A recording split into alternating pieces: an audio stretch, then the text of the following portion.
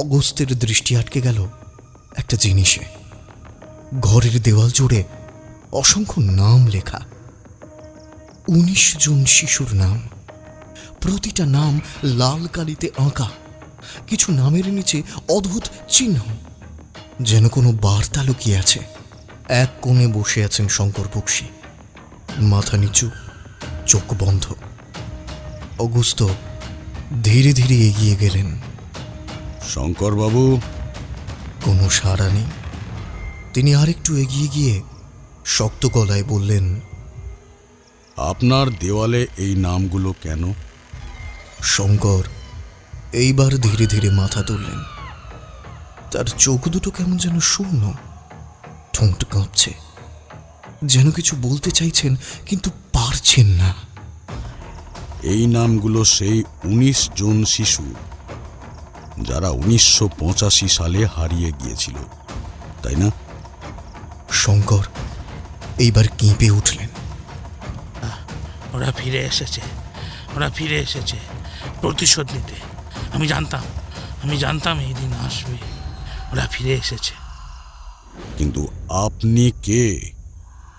শঙ্কর চোখ বন্ধ করলেন, একটা দীর্ঘশ্বাস ফেললেন।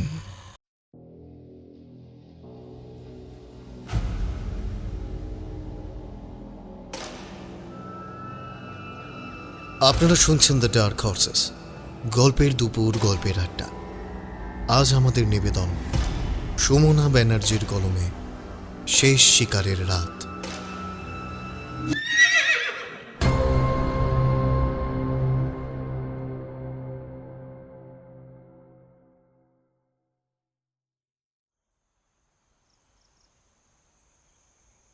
রাত তখন প্রায় 2টো। কলকাতার ব্যস্ততা রাতের গভীরে তলিয়ে গেছে। শুধু রাস্তার ধারে কিছু ঘুমকাতুরে কুকুরের হালকা গর্জন শোনা যায়। ঘোষপাড়া থানার ল্যান্ডলাইনটা বেজে উঠল। দায়িত্বরত কনস্টেবল আলতো বিরক্তি নিয়ে ফোনটা তুলল। ঘোষপাড়া থানা, কনস্টেবল সোমনাথ দে বলছি। ফোনের ওপাশ থেকে একটা আতঙ্কিত কণ্ঠস্বর ভেসে এলো।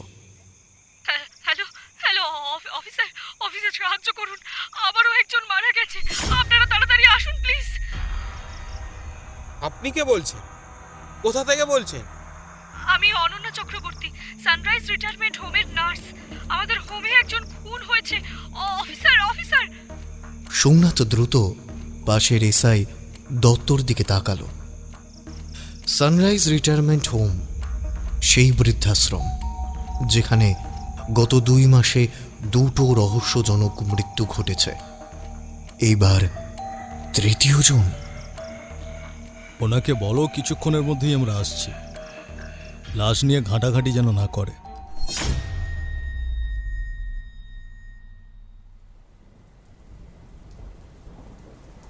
সানরাইজ রিটায়ারমেন্ট হোম কলকাতার দক্ষিণে শহরতলির অভিজাত এক বৃদ্ধাশ্রম, যেখানে সমাজের উচ্চবিত্ত পরিবার তাদের বয়স্ক আত্মীয়দের রেখে যান।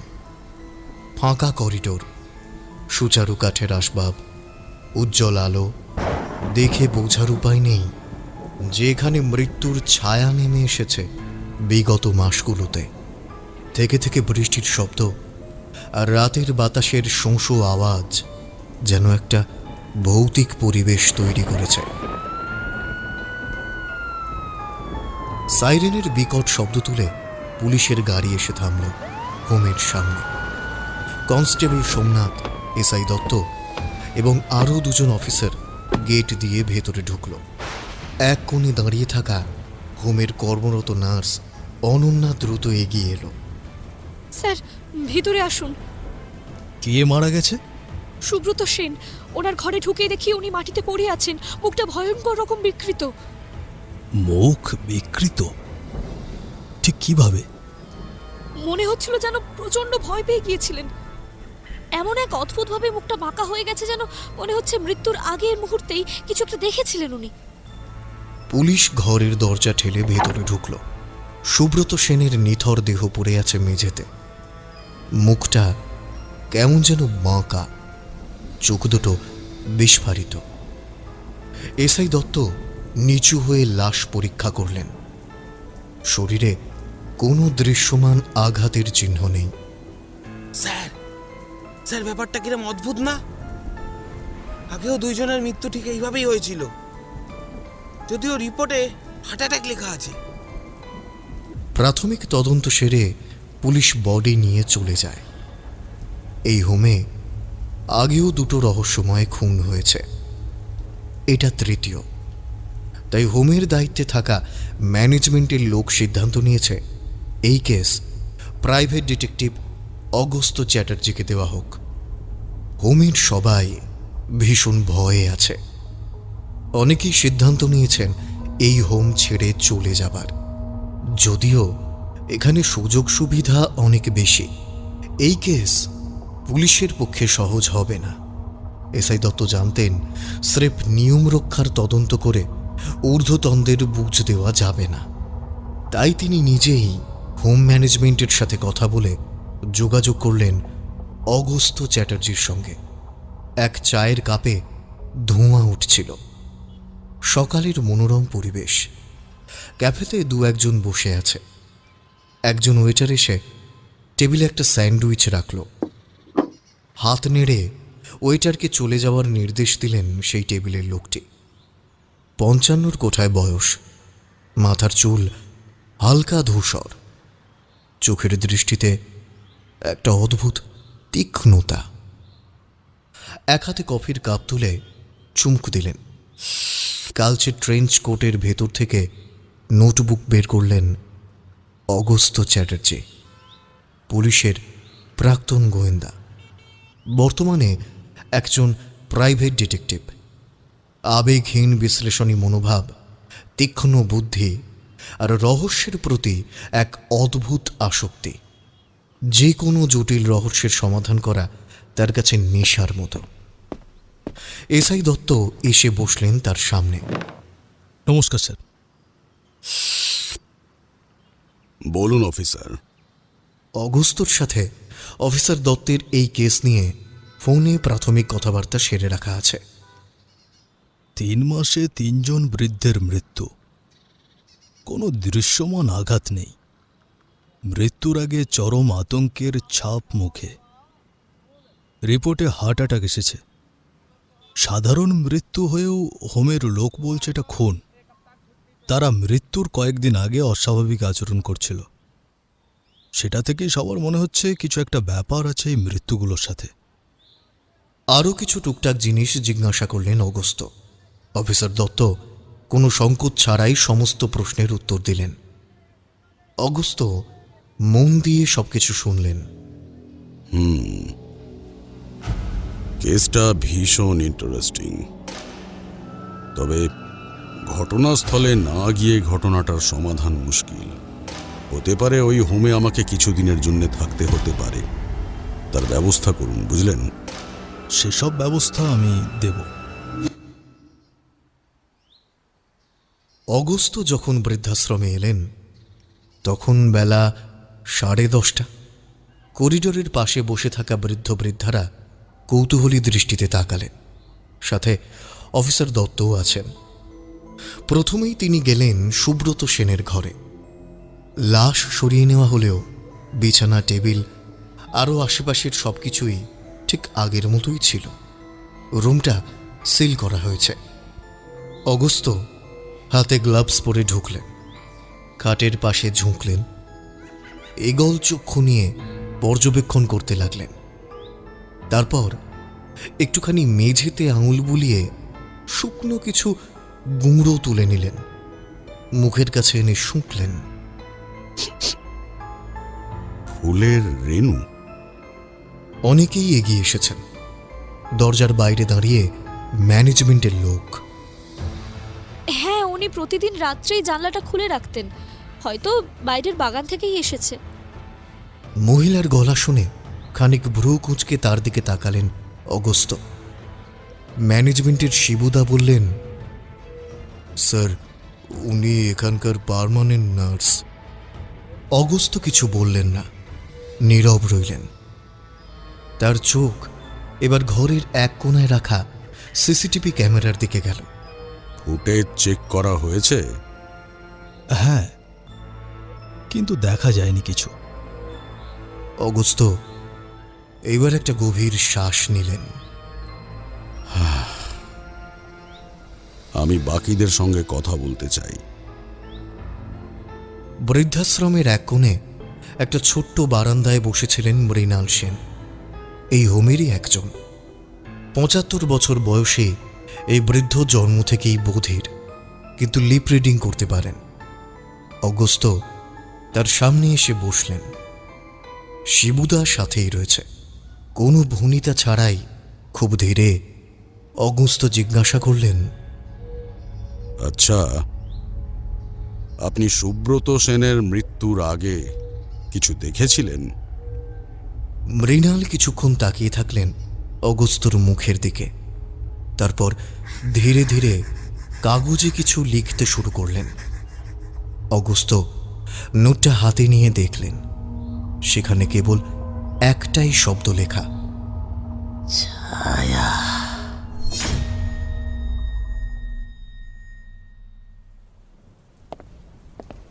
সানরাইজ রিটায়ারমেন্ট হোমের করিডোর দিয়ে ধীর পায়ে এগিয়ে গেলেন অগস্ত চ্যাটার্জি। চারপাশে নিস্তব্ধতা।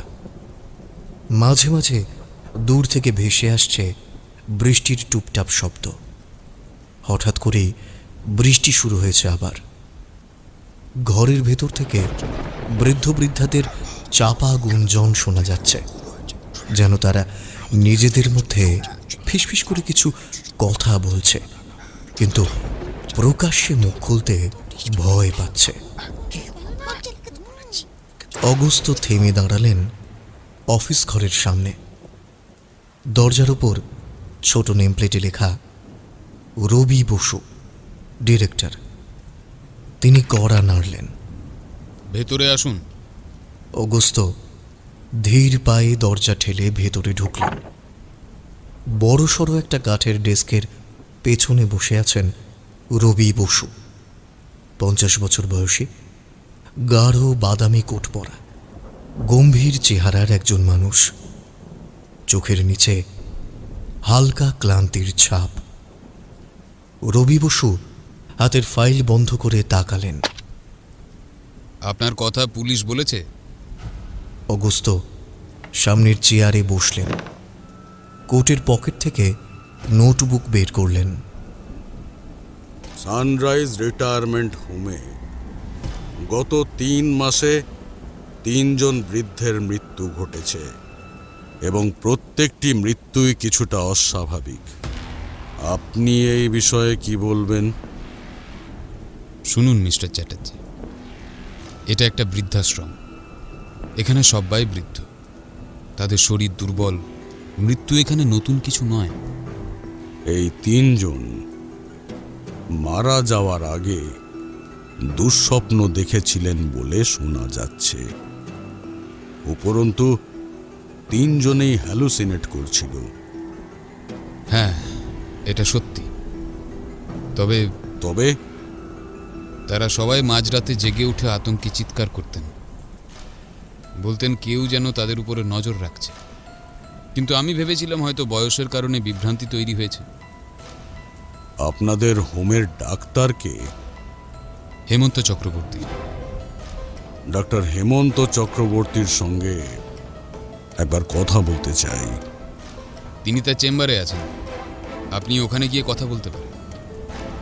একটা কাগজে চেম্বারের ঠিকানাটা লিখে দিলেন তিনি।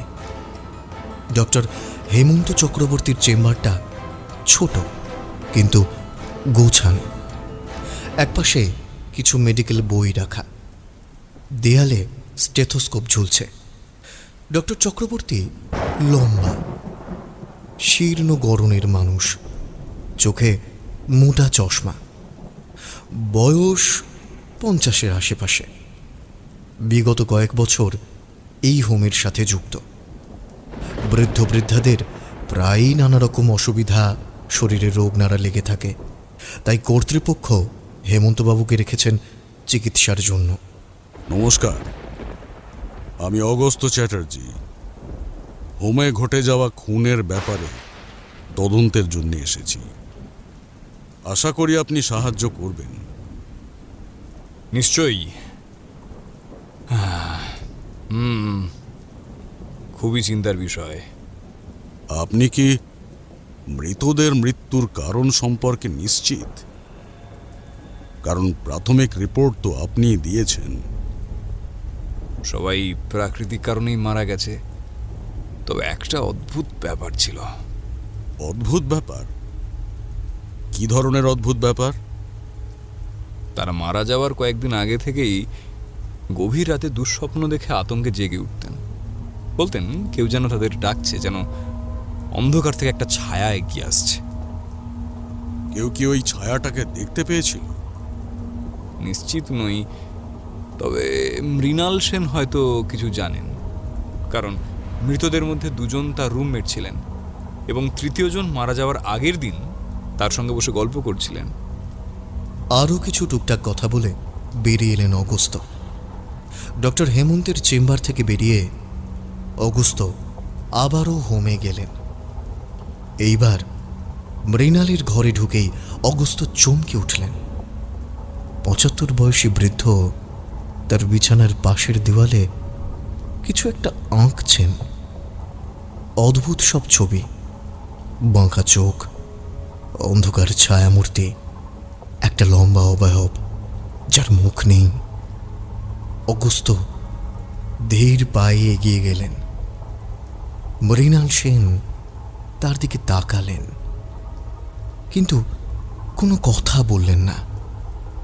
অগস্ত্য তার খাতার পাতা খুলে লিখলেন, আপনি কি কিছু দেখেছেন? মৃণাল চোখ বড় বড় করে মাথা ঝাঁকালেন, তারপর আঙুল তুলে দেওয়ালের এক কোণার দিকে দেখালেন, যেখানে একটা কালো ছায়ার মতো অবয়ব আঁকা ছিল। এটা কে? আমাদের নিয়ে যাচ্ছে। আমরা সবাই পরের শিকার। হঠাৎ এই কণ্ঠস্বরে অগস্ত্য দ্রুত ঘুরে তাকালেন। একজন বৃদ্ধা দাঁড়িয়ে আছেন দরজার কাছে, শীর্ণ শরীর, চোখে ভয়। আপনি কি বলছেন বলুন তো? ওরা মরার আগে সবাই বলেছিল কেউ আসছে। এক অদ্ভুত কণ্ঠস্বর তাদের নাম ধরে ডাকছে। আমরা সবাই শুনেছি। অগস্ত্য গম্ভীর হয়ে গেলেন। কেউ ডাকছে, ছায়ামূর্তি, আর প্রত্যেকটি মৃত্যু একটা দুঃস্বপ্নের পরেই ঘটছে। গল্পটা এবার অন্যদিকে মোড় নিচ্ছে মনে হচ্ছে। এটা কি সত্যি কোনো খুনের ঘটনা?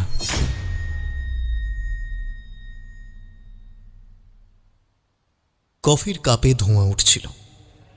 অগস্ত্য ঠিক করেছেন কেস সলভ না হওয়া পর্যন্ত তিনি এই হোমেই থাকবেন।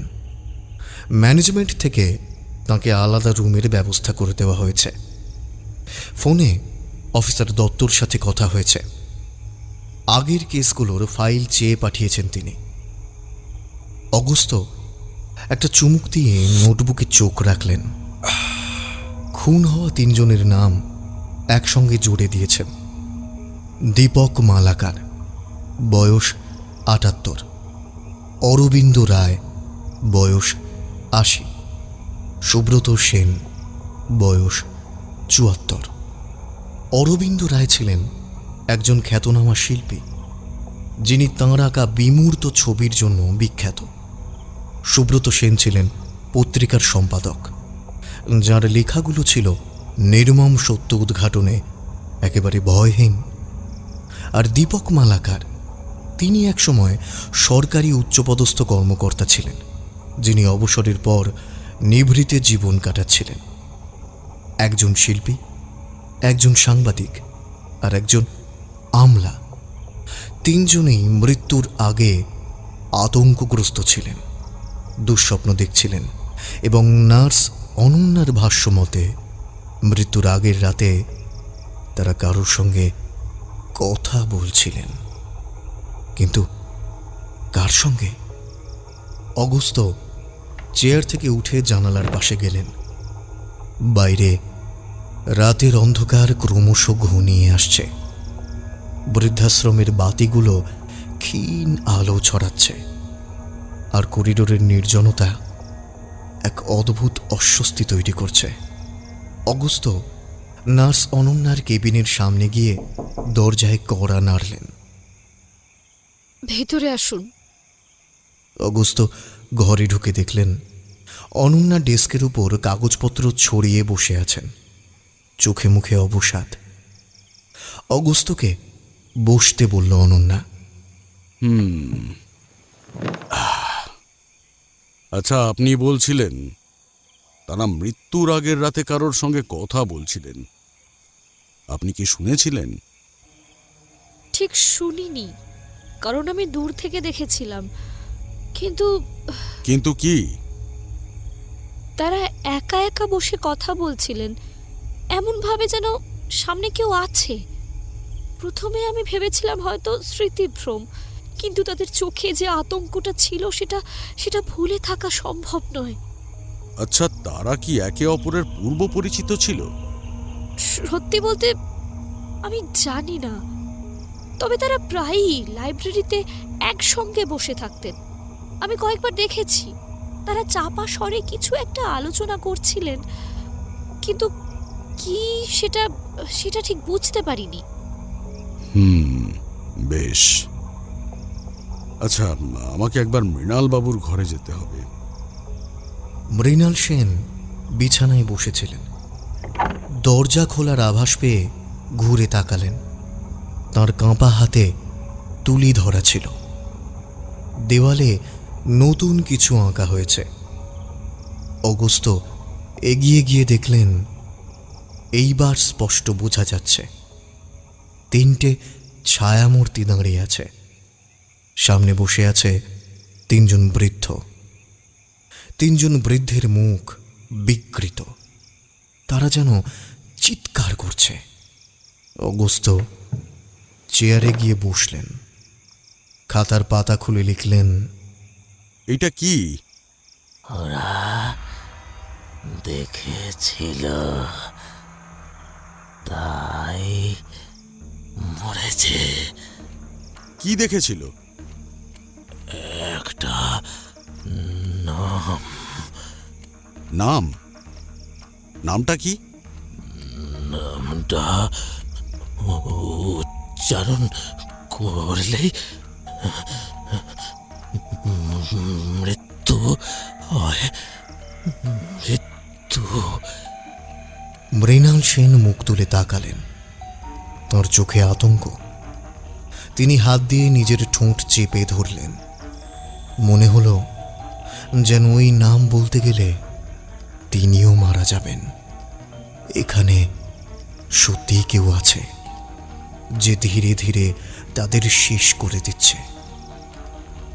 ঘরের বাতাসে একটা অদ্ভুত অস্বস্তিকর ভারী ভাব। অগস্ত চুপচাপ দাঁড়িয়ে আছেন মৃণালের সামনে। বৃদ্ধ এখনো দেওয়ালের দিকে তাকিয়ে ছবি আঁকছেন। ছবিটা অসম্পূর্ণ, কিন্তু তাতেই আতঙ্ক ছড়িয়ে পড়েছে। একটা কালো ছায়ামূর্তি, তার চোখ যেন গহ্বরের মতো। ভেতরে শুধুই শূন্যতা, গভীর অন্ধকার। এটা কে মৃণাল বাবু? মৃণাল সেন সাড়া দিলেন না, শুধু তাঁর কাঁপা হাত দিয়ে আরো কিছু আঁকলেন। অগস্ত লক্ষ্য করলেন মুখের শূন্য দৃষ্টির ভেতরে এখন লুকিয়ে আছে কৌতূহল আর ভয়। আপনি কি কিছু দেখেছেন? অভিশাপ। অভিশাপ। কার অভিশাপ?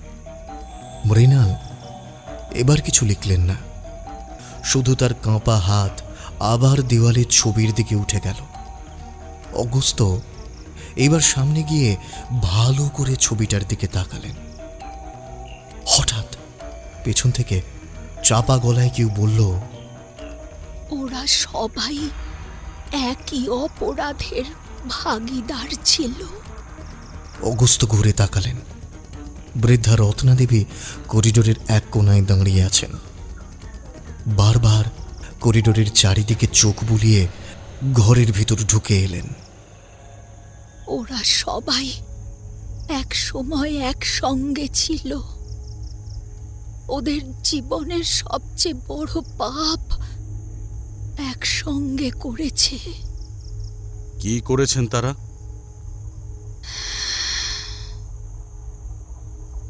শুধু আমি না,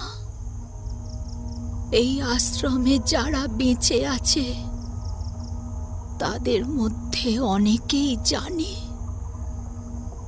কিন্তু কেউ বলবে না, কারণ তারা ভয় পায়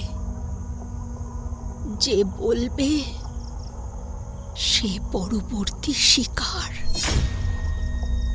অগস্ত্য মৃদু হাসলেন, যেন কিছু বুঝতে পেরেছেন তিনি।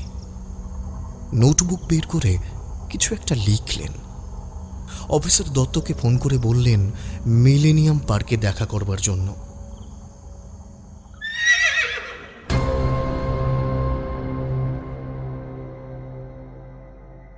শুনছেন সুমনা ব্যানার্জির কলমে ডিটেকটিভ ক্রাইম থ্রিলার শেষ শিকারের রাত, দ্য ডার্ক হর্সেস। গল্পের দুপুর গল্পের আড্ডায় প্রতি রবিবার দুপুর 1টায় আমরা আপনাদের জন্য নিয়ে আসি গল্পের আসর।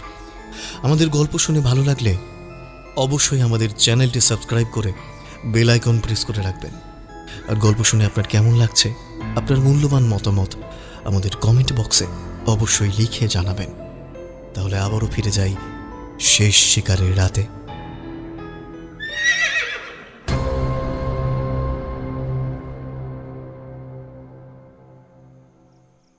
সেদিন রাতে বৃদ্ধাশ্রমের এক নির্জন করিডোরে অনন্যা আর এক পরিচারিকা কথা বলছিলেন।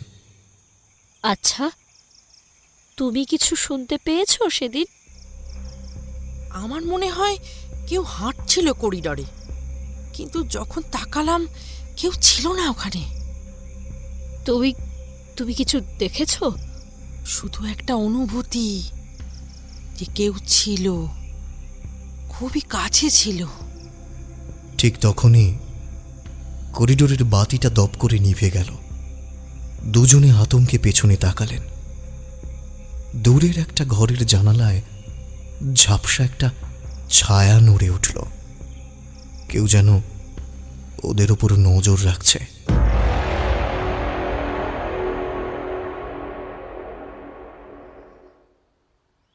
পরের দিন সকালে অগস্ত্য বৃদ্ধাশ্রমের ডিরেক্টর রবি বসুর সঙ্গে কথা বলছিলেন। আপনার কি মনে হয় এগুলো খুন? আমি জানি এগুলো স্বাভাবিক মৃত্যু নয়। আপনি একটু সাহায্য করলেই আমরা খুনি অবধি পৌঁছতে পারবো খুব শীঘ্রই। বলুন। এই হোম কবে থেকে চালু হয়েছে আর এর আগে এখানে ম্যানেজমেন্টে কারা থাকত, তাদের সব তথ্য আমার চাই। এই বৃদ্ধাশ্রম একসময় অন্য কিছু ছিল। মানে? বছর 30 আগে এটি ছিল একটি সরকারি আশ্রয় কেন্দ্র। এখানে অনেক কিছু হয়েছিল যা লুকিয়ে রাখা হয়েছিল। রবি বসুর কথা শুনে অগস্ত্য এক মুহূর্তের জন্য স্থির হয়ে গেলেন। একটি সরকারি শিশু আশ্রম ছিল এটি? হ্যাঁ, 1985 সালে সোনালী ভবন নামে একটি সরকারি অনাথ আশ্রম ছিল এখানে। তারপরে হঠাৎ করে সেটি বন্ধ হয়ে যায়। সরকারি নথিপত্রে লেখা আছে বাজেট ঘাটতির কারণে আশ্রমটি বন্ধ করে দেওয়া হয়েছিল। কিন্তু আসল সত্য ছিল অন্য কিছু। সত্যিটা কি?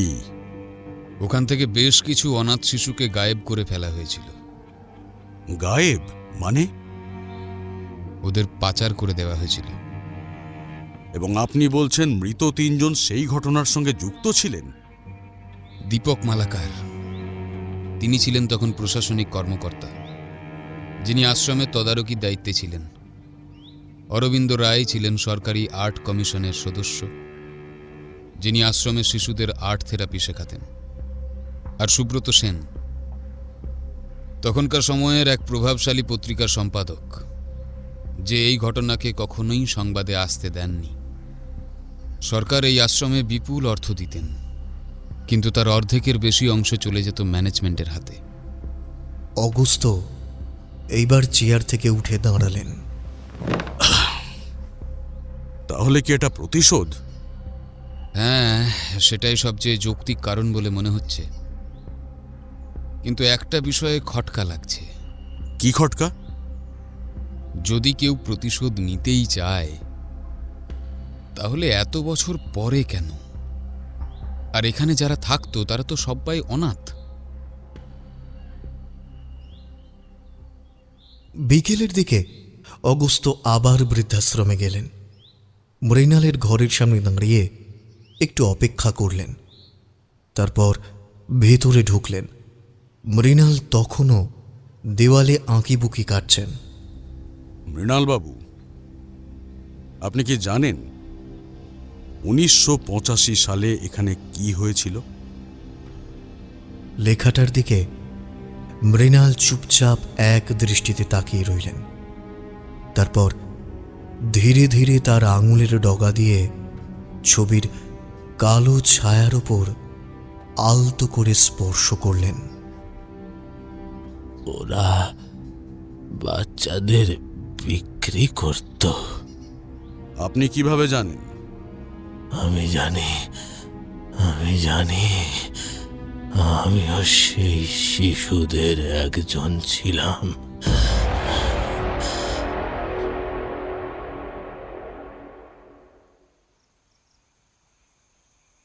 রাত বাড়ছিল। অগস্ত্য বৃদ্ধাশ্রমের করিডোর দিয়ে ধীরে ধীরে হাঁটছিলেন। আশ্রমের বাতাসে যেন একটা চাপা গুমোট ভাব ছিল। তিনি লক্ষ্য করলেন করিডোরের এক কোণে বৃদ্ধা রত্নাদেবী বসে আছেন। অগস্ত্য তার সামনে গিয়ে দাঁড়ালেন। আপনি জানেন এখানে কি হয়েছিল? আমি জানি, কিন্তু বলতে পারবো না। কেন? কারণ আমার গলায় সেই রাতের অভিশাপ লেগে আছে। আমি যদি বলি, তাহলে আমিও পরের শিকার হব।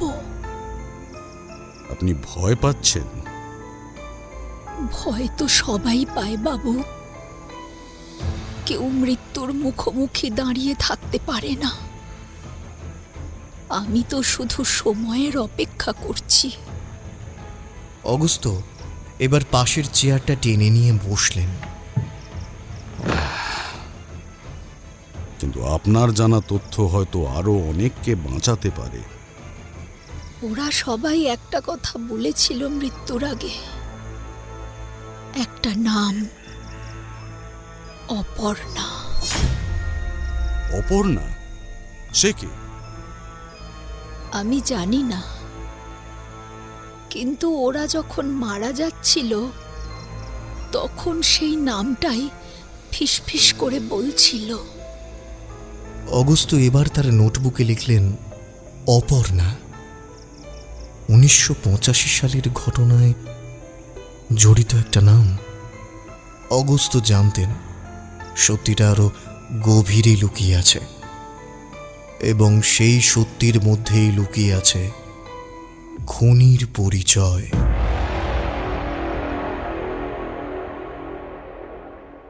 বৃদ্ধাশ্রমের করিডোরে এক ধরনের চাপা গুঞ্জন ছড়িয়ে পড়েছিল। আতঙ্ক, অবিশ্বাস আর গা শিউরে ওঠা একটা অনুভূতি যেন বাতাসের সঙ্গে মিশে গেছে। রত্নাদেবী আর নেই। ডক্টর হেমন্ত চক্রবর্তী তার মৃতদেহ পরীক্ষা করে নিশ্চিত করেছেন তিনি ঘুমের মধ্যেই মারা গেছেন।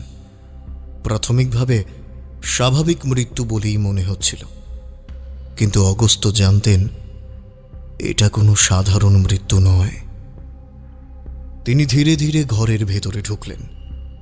বৃদ্ধার নিথর দেহটা বিছানার উপর পড়ে আছে, যেন গভীর ঘুমে আচ্ছন্ন, কিন্তু তার মুখের অভিব্যক্তিতে একটা অদ্ভুত ভীতি লেগেছিল, যেন শেষ মুহূর্তে তিনি কিছু দেখেছিলেন যা তাকে মৃত্যু পর্যন্ত তাড়িয়ে নিয়ে গেছে।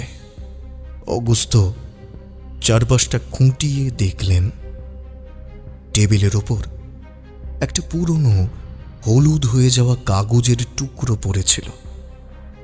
তাতে শুধু একটা সংখ্যা লেখা, 1, 9, 19। তিনি সেটা হাতে তুলে নিলেন। তারপর ধীরে ধীরে মৃণালের ঘরের দিকে এগোলেন। মৃণাল বিছানার এক পাশে বসেছিলেন, তার দৃষ্টি শূন্য, গলায় শিরশিরে একটা কাঁপন। এই সংখ্যা তুমি লিখেছ? মৃণাল ধীরে ধীরে মাথা নাড়ালেন। এর মানেটা কি? 1985। 1985? কি হয়েছিল এই সালে? অপর্ণা অপর্ণা কে? শিশু আশ্রমের 19 নম্বর মেয়ে। অগস্ত্যের পুরো শরীরটা কেমন যেন শিউরে উঠল। শিশু আশ্রমের 19 নম্বর মেয়ে? মৃণাল এবার বিছানা থেকে উঠে গিয়ে দেওয়ালের উপর হাত রাখল। সেখানে সে একটা অবয়ব এঁকেছিল, একটা ম্লান অন্ধকারময় মুখ, যার চোখে এক ভয়ঙ্কর শূন্যতা। অপর্ণা ফিরে এসেছে। অপর্ণা ফিরে এসেছে? ফিরে এসেছে মানে? প্রতিশোধ নিতে।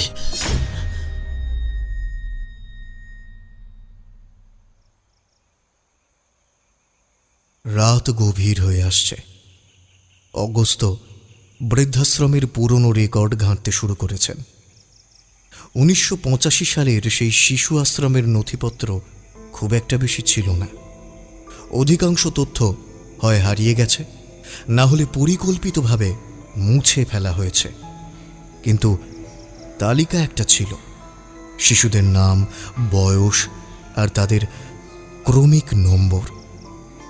অগস্ত্য লিস্টের 19 নম্বর নামটা দেখলেন, অপর্ণা মিত্র, বয়স 10। নামটার পাশেই একটা ছোট টিকা দেওয়া, 1985 সালের ডিসেম্বর থেকে নিখোঁজ। অগস্ত্য হাত দিয়ে খাতাটা চেপে ধরলেন। নিখোঁজ নাকি? তারপর ধীরে ধীরে সব টুকরো একসঙ্গে মেলাতে শুরু করলেন অগস্ত্য। দীপক মালাকার, অরবিন্দ রায়, সুব্রত সেন, তিনজনেই শিশু আশ্রমের সঙ্গে জড়িত ছিলেন। রত্নাদেবী জানতেন সত্যিটা, এবং রত্নাদেবী মারা যাওয়ার আগেই অপর্ণা নামটা ফিসফিস করে বলেছিলেন।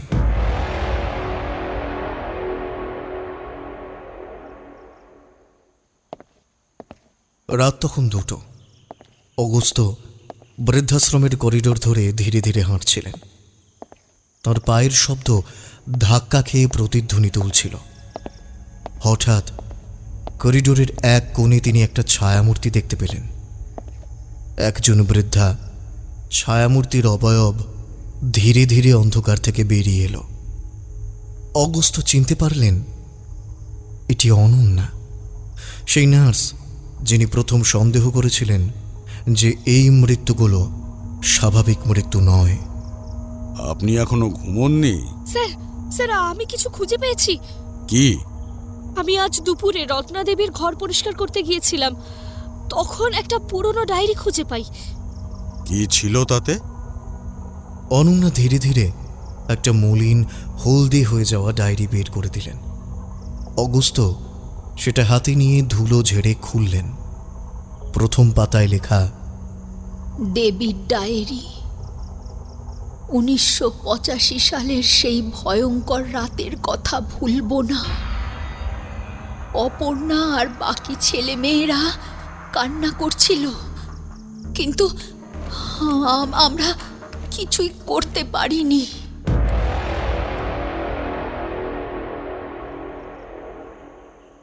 সন্ধ্যা নেমে এসেছে। বৃদ্ধাশ্রমের করিডোরের বাতিগুলো ফ্যাকাশে আলো ফেলছে। চারিদিক থমথমে, যেন বাতাসের মধ্যেই ভয় মিশে আছে।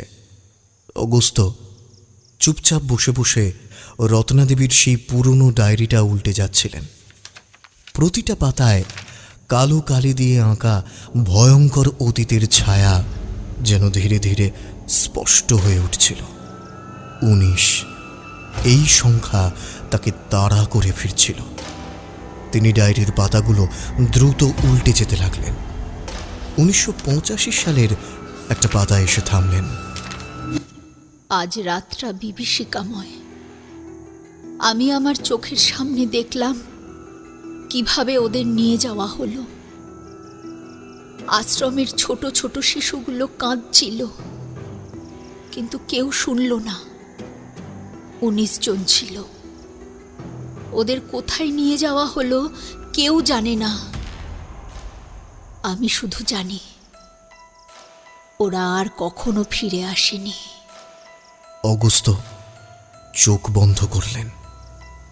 19 জন শিশু আশ্রম থেকে উধাও হয়ে গিয়েছিল। তাহলে তাহলে এখন যা হচ্ছে সেটা কি প্রতিশোধ? কিন্তু এখনো পর্যন্ত শুধু 4 জন মারা গেছে। তাহলে তাহলে বাকি 15 জন?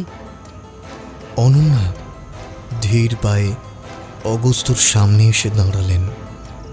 একটা কথা বলবো?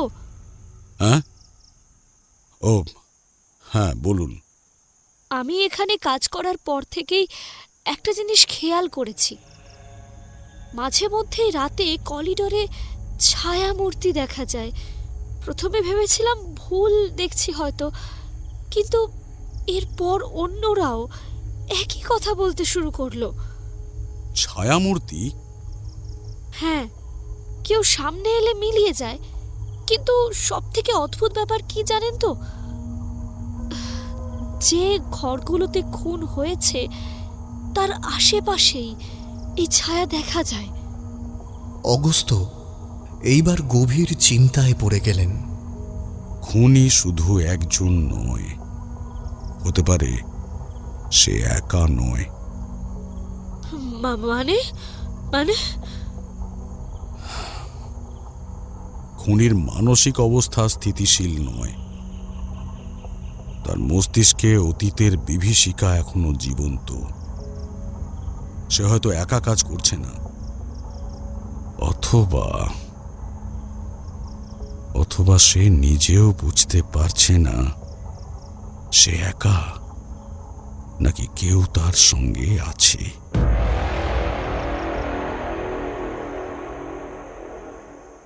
রাত গভীর হচ্ছিল। অগস্ত্য এবার বৃদ্ধাশ্রমের পুরনো নথিগুলো খুঁজতে লাগলেন। সেই 1985 সালের সেই শিশু আশ্রমের নথিপত্রের মধ্যে একটা জরাজীর্ণ খাম পাওয়া গেল। ছবির একপাশে ছোট ছোট ছেলেমেয়েদের দলবদ্ধ ছবি, একটা সরকারি অনাথ আশ্রমের দলীয় ছবি, নিচে লেখা 1985 সালের জানুয়ারির ব্যাচ। অগস্ত্য ছবির মধ্যে খুঁজতে লাগলেন। ঠিক 19 জন ছিল ছবিতে। তাদের মাঝে একটি মেয়ে, যার মুখে চাপা হাসি, কিন্তু চোখে কেমন যেন একটা শূন্যতা। তার নিচে লেখা অপর্ণা 19।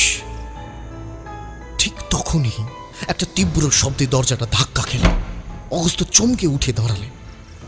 দরজার ওপাশে কে যেন নিঃশব্দে এসে দাঁড়িয়েছে। তিনি দরজা খুললেন ধীরে ধীরে।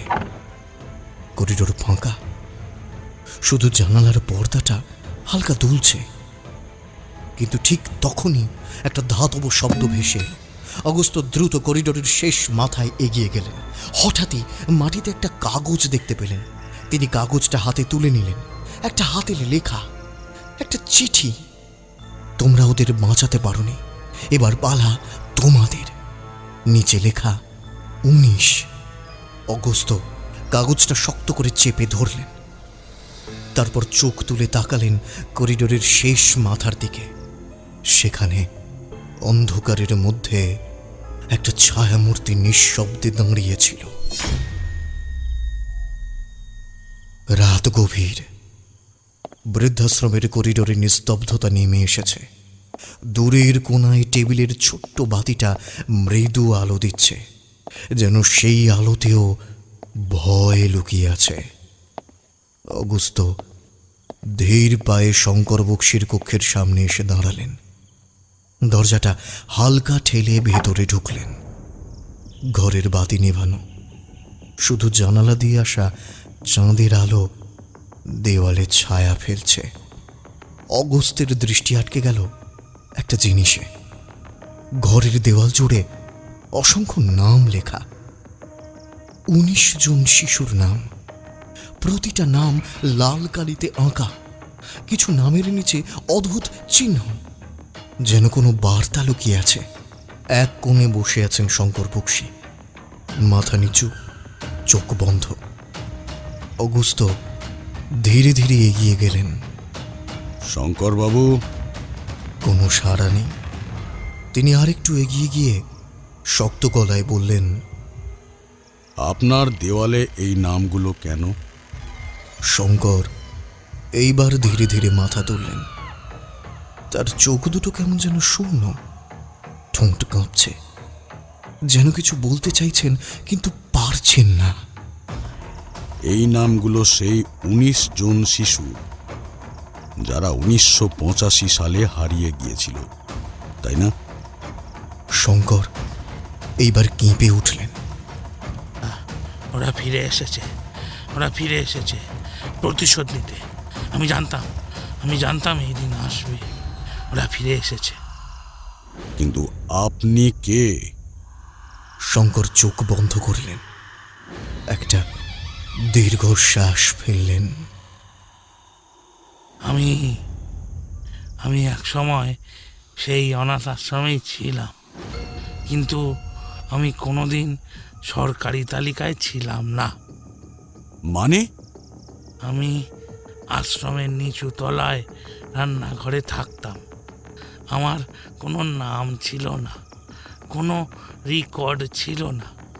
ওরা আমাকে বাচ্চা বাবুর্চি বলতো। আমি বড়দের রান্নার সময় সাহায্য করতাম।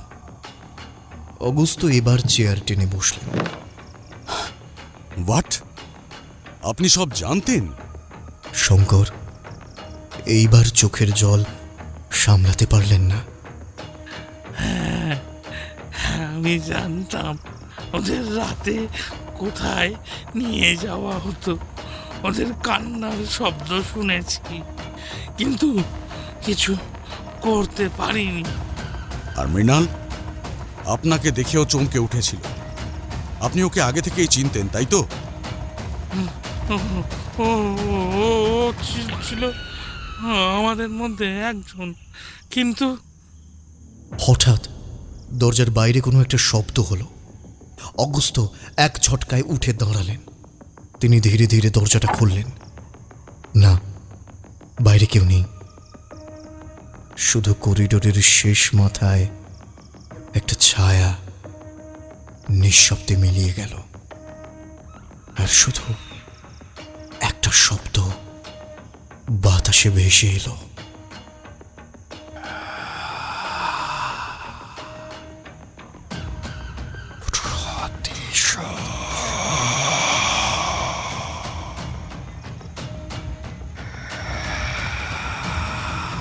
অগুস্ত এবার নিজের মুঠো শক্ত করলেন। তিনি জানতেন রাতের আঁধারে কেউ লুকিয়ে আছে, এবং সেই কেউ একজন প্রতিটি হত্যার পেছনে রয়েছে। অগুস্ত দরজার সামনে স্থির দাঁড়িয়ে রইলেন। করিডোরের শেষ প্রান্তে যে ছায়াটা মিলিয়ে গেল, সেটা কি কেবলই কল্পনা, নাকি সত্যিই কেউ ছিল? শঙ্কর বক্সী তখনও কাঁপছিলেন। অগস্ত ফিরে তাকালেন তাঁর দিকে। আপনার ভয় পাওয়ার কথা নয় শঙ্করবাবু। ওরা তো প্রতিশোধ নিতেই এসেছে, তাই না? শঙ্কর মুখ তুলে তাকালেন। তাঁর চোখে আতঙ্ক, কিন্তু সেই আতঙ্কের গভীরে কিছু একটা লুকিয়ে আছে। আমি জানতাম এই দিন আসবে, আসবে এই দিন, কিন্তু জানতাম না এভাবে আসবে। আপনাকে খুন করতে চাইলে এতদিনে করত, তাহলে কেন আপনাকে জীবিত রাখা হচ্ছে? শঙ্কর কিছু বললেন না। আপনি কি খুনি? শঙ্করের শরীরে এবার ঝাঁকুনি খেলে গেল। না না, আমি আমি খুনি নই। তাহলে আপনি কি পরবর্তী শিকার? শঙ্কর এবার চোখ বন্ধ করলেন। তার ঠোঁট পাঁপিয়ে একটা নাম বেরিয়ে এলো। সাগর সেন। সাগর সেনকে? শঙ্কর এবার হঠাৎ করেই উঠে দাঁড়ালেন। হ্যাঁ, আপনাকে এক্ষুনি বেরোতে হবে, দেরি করা যাবে না। হ্যাঁ, কিন্তু কেন? শঙ্কর এবার অগস্ত্যের হাতটা চেপে ধরলেন। হ্যাঁ হ্যাঁ, না না না, ওরা এখানেই আসছে, খুব কাছে। ঠিক তখনই বৃদ্ধাশ্রমের বাতিগুলো একসঙ্গে নিভে গেল। পূর্ণ অন্ধকার, শুধু একটা শব্দ শোনা গেল, ধীরে ধীরে দরজা খুলছে। শঙ্করবাবু? শঙ্কর বক্সী তখনও ঘরের কোণে দাঁড়িয়ে, কিন্তু তাঁর মুখ হাঁ হয়ে গেছে, তাঁর দৃষ্টি স্থির হয়ে গেছে দরজার দিকে। অগস্ত্য ধীরে ধীরে ঘুরলেন। দরজার বাইরে কেউ একজন দাঁড়িয়ে আছে, কিন্তু মুখ দেখা যাচ্ছে না, শুধু একজোড়া লাল চোখ। অন্ধকারের ভেতর সেই চোখ দুটো কেমন যেন জ্বলজ্বল করছে। শঙ্কর তখনও ফিসফিস করে বলছে, ওরা ফিরে এসেছে, আসছে, ওরা ফিরে এসেছে।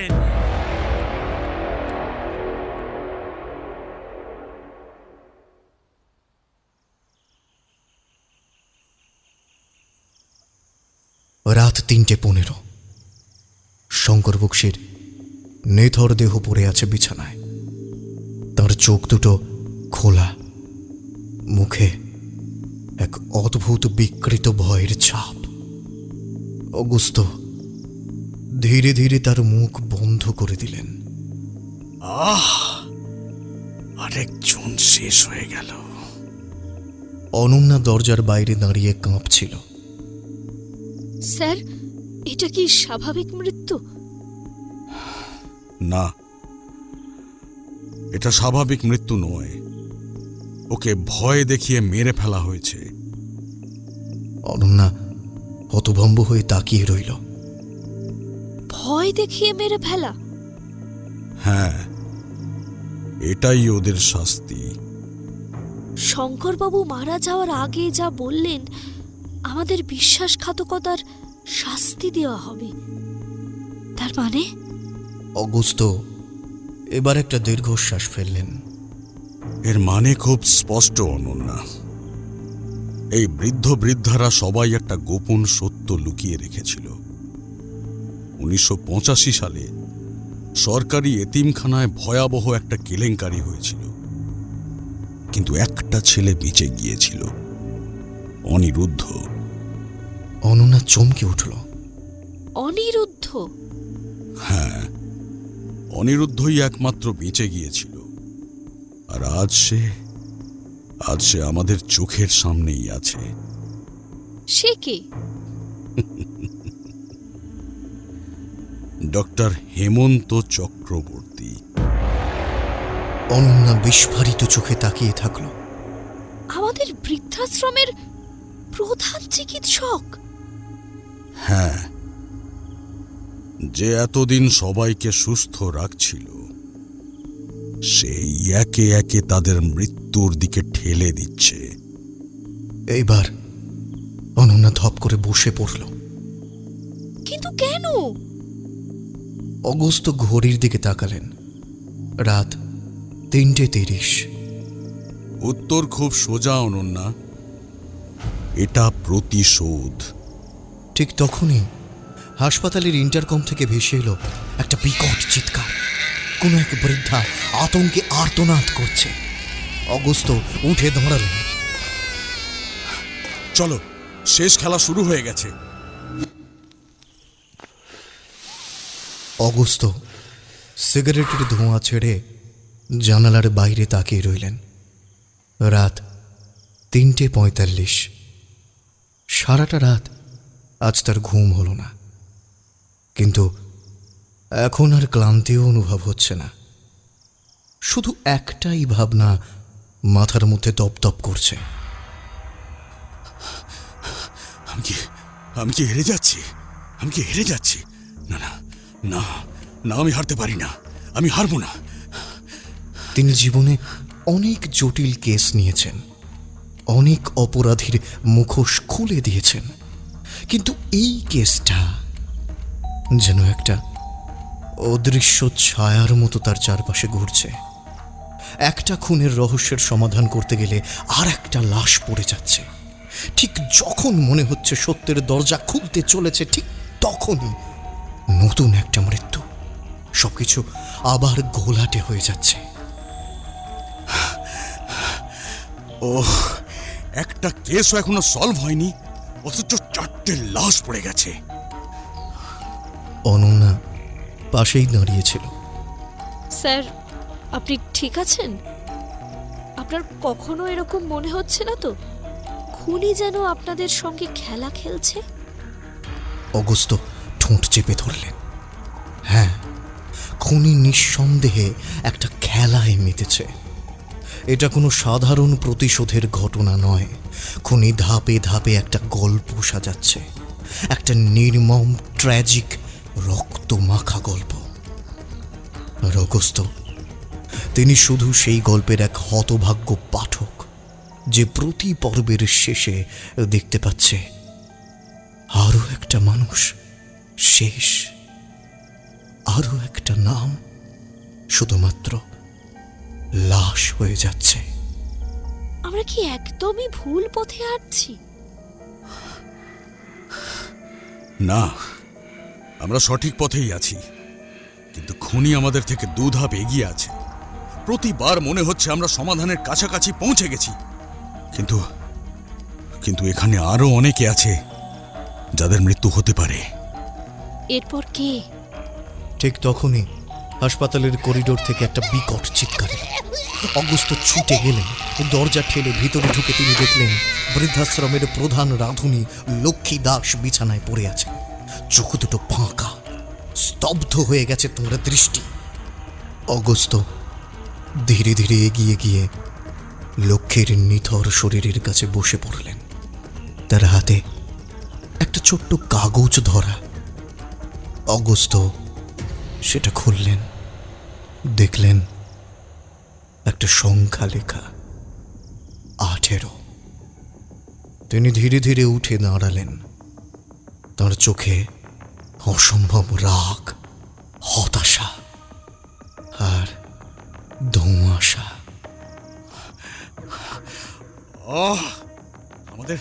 আমাদের সময় ফুরিয়ে আসছে অনন্যা, এইবার আমাকে নিয়ম ভাঙতেই হবে।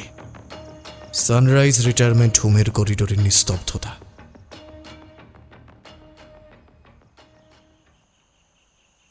রাত তখন প্রায় 4:30। ডক্টর হেমন্ত চক্রবর্তীর ঘরের দরজার সামনে দাঁড়িয়ে অগস্ত্য চ্যাটার্জি। তার মাথার মধ্যে অসংখ্য চিন্তা ঘুরপাক খাচ্ছে। 1985 সালের সেই বিভীষিকাময় রাত, 19 জন শিশুর নিখোঁজ হয়ে যাওয়া। তাদের নিখোঁজ হওয়া কোনো দুর্ঘটনা ছিল না, ওটা ছিল পরিকল্পিত নৃশংস হত্যা। আর সেই হত্যার একমাত্র সাক্ষী এক অনাথ শিশু অনিরুদ্ধ, যে আজ ডক্টর হেমন্ত চক্রবর্তী নামে পরিচিত। অগস্ত্য দরজার হাতল চেপে ধরলেন। তিনি জানেন এই মুহূর্তে যদি তিনি ভুল কিছু করেন তাহলে হয়তো সত্যিটা আর কখনোই সামনে আসবে না। তিনি ধীরে ধীরে দরজা ঠেলে ভেতরে ঢুকলেন। ডক্টর হেমন্ত চক্রবর্তী টেবিলের সামনেই বসেছিলেন, হাতে এক গ্লাস জল।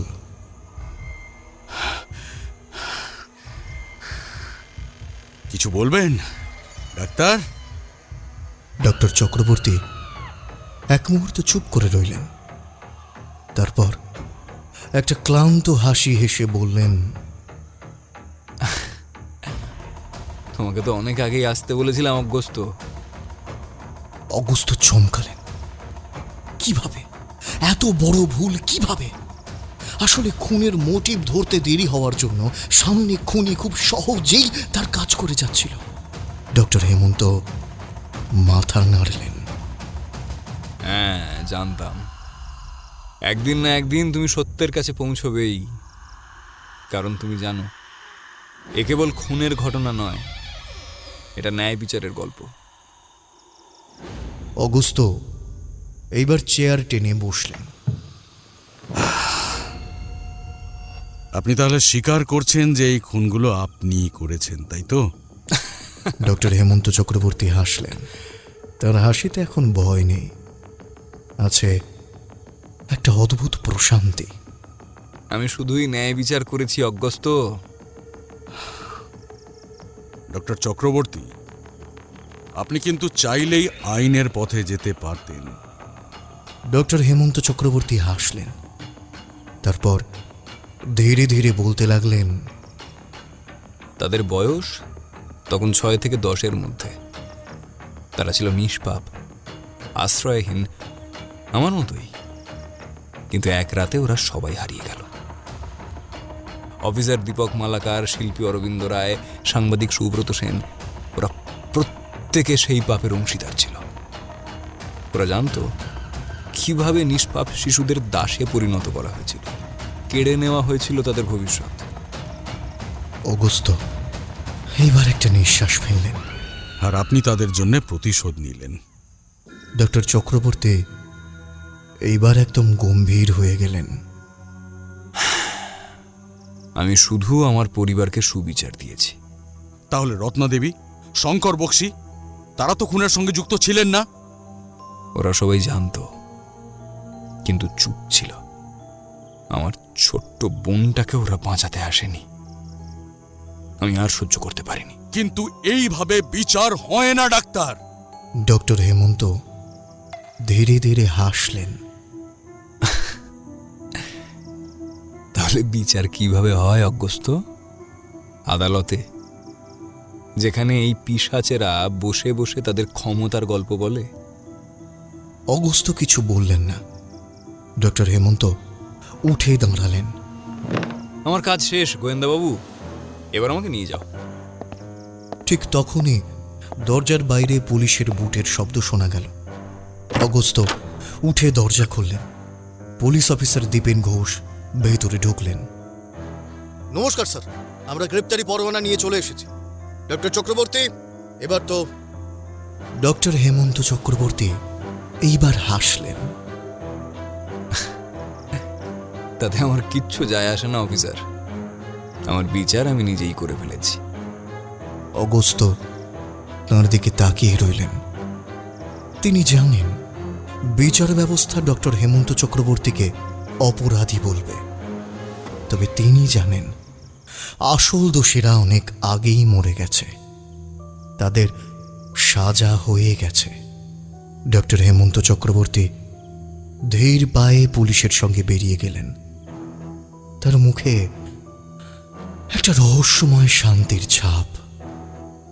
শেষ মুহূর্তে তিনি পেছন ফিরে অগস্তর দিকে তাকিয়ে বললেন, আমার কথা ভুলে যেও না গোয়েন্দাবাবু, আর কখনো অন্যায়ের বিরুদ্ধে দাঁড়াতে দেরি করো না।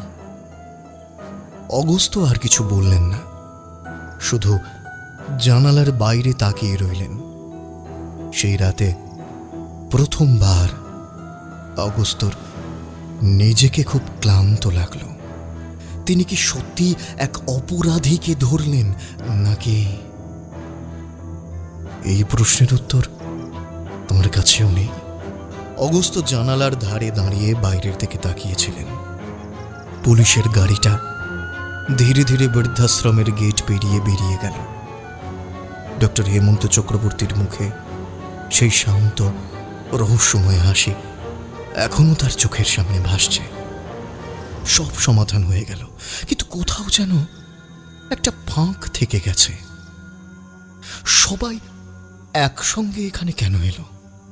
এটা কি সত্যি কাকতালীয় ছিল, নাকি কেউ তাদের এখানে একত্রিত করেছিল? অগস্ত মাথা নাড়িয়ে নিজের অস্বস্তি সরিয়ে ফেলতে চাইলেন, কিন্তু পারলেন না। ড্রয়ার থেকে সিগারেট বের করে ঠোঁটে চাপালেন। আগুন জ্বালানোর সময় তাঁর চোখ পড়ল টেবিলের ওপর রাখা মৃণালের আঁকা সেই ছবিটায়। একটা কালো ছায়ার মুখ, যার চোখের গভীরে ভয় লুকিয়ে আছে। মৃণাল অভিশাপ লিখেছিলেন কেন? রত্নাদেবী বলেছিলেন ওরা সবাই একই অপরাধের ভাগীদার ছিল, কিন্তু কেউ একজন সেই নীরব দর্শকদেরও এক জায়গায় জড়ো করেছিল। কেউ তাদের মৃত্যুর জন্য অপেক্ষা করছিল। অগস্ত্য ধীরে ধীরে ঘুরলেন। কেমন যেন ঠান্ডা শিরশিরে একটা অনুভূতি তাকে গ্রাস করল।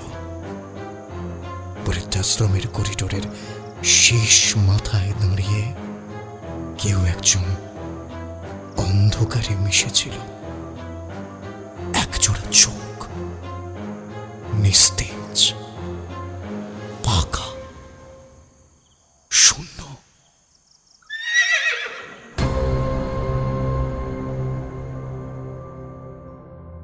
শুনছিলেন সুমনা ব্যানার্জির কলমে শেষ শিকারের রাত, দ্য ডার্ক হর্সেস। গল্পের দুপুর, গল্পের আড্ডা আজ এখনকার মতো এই পর্যন্তই। আবারও আগামী রবিবার ঠিক দুপুর 1টায় হাজির হব আমরা। আমাদের গল্প শুনে ভালো লাগলে অবশ্যই আমাদের চ্যানেলটা সাবস্ক্রাইব করে বেল আইকন প্রেস করে রাখবেন। আর কেমন লাগছে আমাদের পরিবেশনা অবশ্যই আমাদের কমেন্ট বক্সে লিখে জানাবেন। আর আরও কীরকম গল্প আমাদের থেকে শুনতে চান তাও জানাবেন। আর প্রতি রবিবার ঠিক দুপুর 1টায় গল্পের দুপুর, গল্পের আড্ডায় দ্য ডার্ক হর্সেস শুনতে ভুলবেন না।